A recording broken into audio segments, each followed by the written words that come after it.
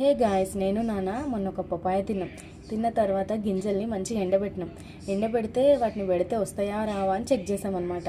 పెట్టిన తర్వాత 15-20 డేస్కి మంచిగా వచ్చినాయి. ఎంత బాగున్నాయో కదా.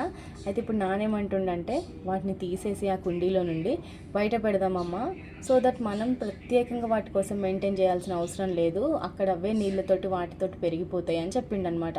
సర్లే అని చెప్పి మనం ఇంటెనకాల కొంచెం అక్కడ వాటర్ మనం ప్రత్యేకంగా పోయాల్సిన అవసరం లేదు, అక్కడ పెడదామని తవ్వుతున్నాడు. అసలు పపాయ హెల్త్కి ఎంత మంచిదంటే, మీకు ఎవరికైనా పాసిబిలిటీ ఉంటే కంపల్సరీ ఒక పపాయ చెట్టు పెట్టుకోండి. వాటికి ప్రత్యేకమైన మెయింటెనెన్స్ అసలు అవసరం లేదు, అవంతట అవే పెరుగుతాయి. ఇప్పుడు నాన్న మంచిగా ఒక చెట్టుని పెట్టిండు.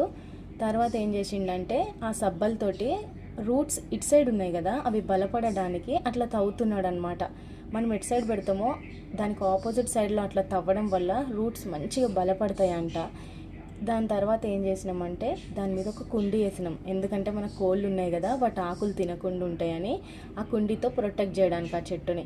ఇప్పుడు తర్వాత వాటర్ పోసేసాం.